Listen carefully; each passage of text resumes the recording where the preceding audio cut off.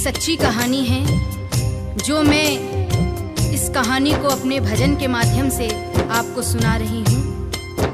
एक खान साहब थे, वो एक पनवाड़ी की दुकान में रोज पान खाने जाया करते थे।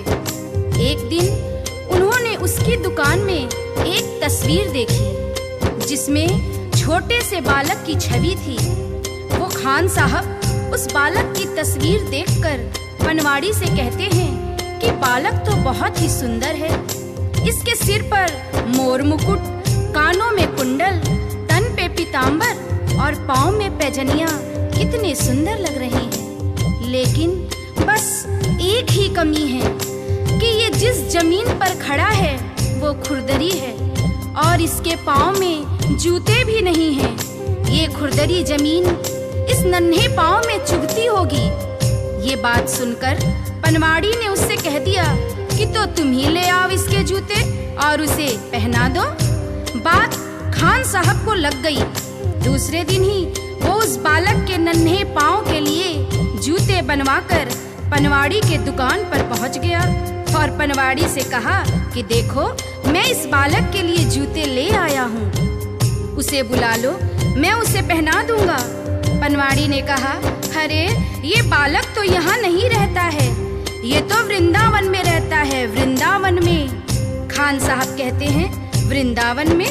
वो कहता है, हाँ, ये तो वृंदावन में रहते हैं। तो खान साहब कहते हैं, चलो वृंदावन में ही पहना देंगे, लेकिन जरा उसका नाम और पता तो बता दो। तो पनवाड़ी कहता है कि खान साहब, वृंदावन में जाकर किसी से भी पूछ लेना कि श्याम कहाँ रहता है, तो सभी बता देंगे। अब वो खान साहब वृंदावन पहुंच जाते हैं और हाथों में पादुका लेकर किस तरह से श्याम को ढूंढ रहे हैं। बताओ कहाँ मिलेगा श्याम, बताओ कहाँ मिलेगा श्याम, बताओ कहाँ मिलेगा श्याम, बताओ कहाँ मिलेगा श्याम। चरण पादुका लेकर सबसे, चरण पादुका लेकर सबसे पूछ रहे रस खान, बताओ कहाँ मिलेगा श्याम, बताओ कहाँ मिलेगा श्याम। वृंदावन में चूंकि श्याम के नाम से उस बालक को कोई जानता नहीं था और वो कई दिनों से उसे ढूंढते ढूंढते परेशान हो गए। आखिर एक सज्जन व्यक्ति जो उनको कई दिनों से देख रहा था और अपने पास बुलाकर पूछता है कि अरे भाई, तुम किस श्याम को ढूंढ रहे हो? उसका हुलिया मुझे भी तो बताओ ताकि मैं तुम्हारी कुछ मदद कर सकूं।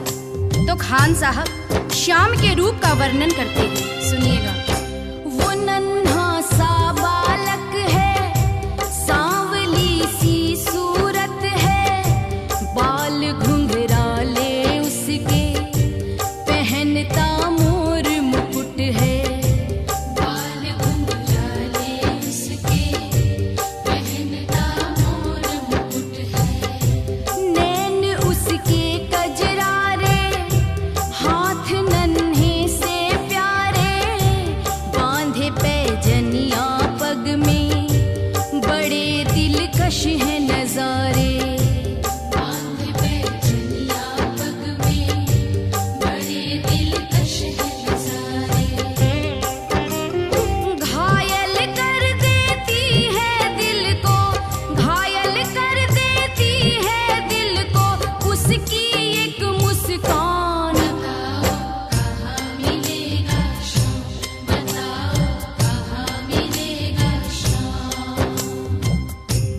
श्याम की जो छवि खान साहब उस सज्जन को बताते हैं, उसे सुनकर वो सज्जन को पता चल जाता है कि ये खान साहब किसे ढूंढ रहे हैं और वो उसे समझाते हैं। समझ में आया जिसका पता तू पूछ रहा है, वो है बांके बिहारी जिसे तू ढूंढ रहा है, वो है बांके बिहारी जिसे तू ढूंढ रहा है। कहीं वो श्याम कुहाता, कहीं वो कृष्ण मुरारी, कोई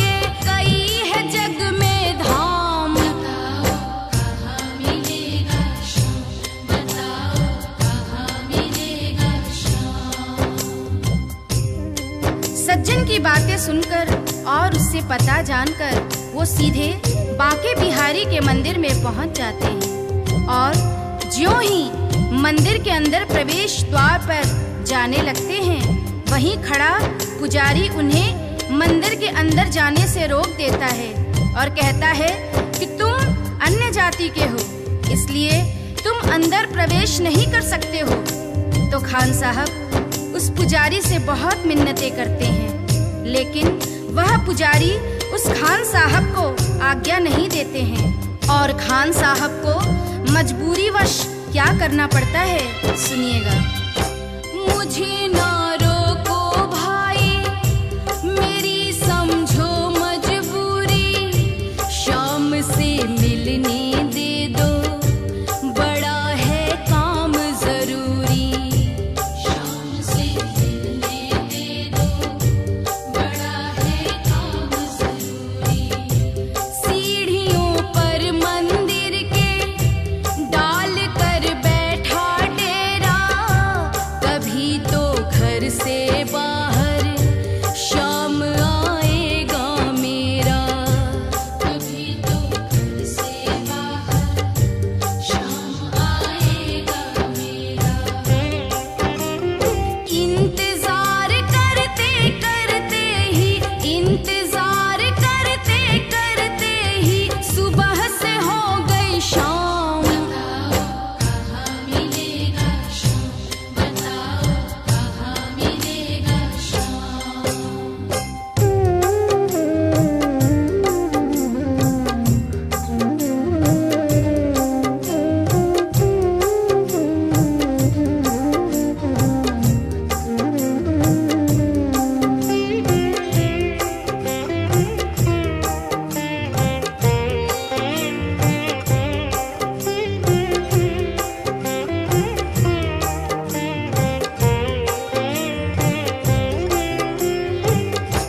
जाग कर रात बिताई, भोर होने को आई, तभी उसके कानों में एक आहट सी आई, तभी उसके कानों में एक आहट सी आई।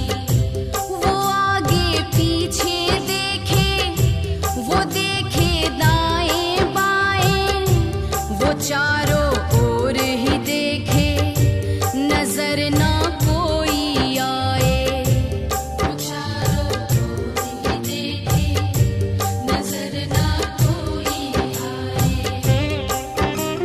झुकी नजर तो कदमों में, झुकी नजर तो कदमों में, बैठा था नन्हा श्याम। बताओ कहाँ मिलेगा शाम, बताओ कहाँ मिलेगा शाम। चूंकि भक्तों के लिए यहाँ महत्वपूर्ण संदेश है, इंसान जब तक अपने मद में खोया रहता है, जब तक इधर उधर देखता रहता है, भगवान उसे नजर नहीं आते हैं। जब तक उसका शीश नहीं झुकता है, उस पर भगवान की कृपा नहीं होती है। यहाँ पर जैसे ही खान साहब शीश झुकाकर नीचे की ओर देखते हैं, तो वह बालक नजर आ जाता है और खान साहब खुशी से फूले नहीं समाते हैं और कैसे उस बालक पर अपना प्रेम लुटाते हैं। खुशी से गदगद होकर गोद में उसे उठाया, लगा कर के सीने से बहुत ही प्यार लुटाया, लगा कर के सीने से बहुत ही प्यार लुटाया। पादुका पहनाने को पाँव जैसे ही उठाया, नजारा ऐसा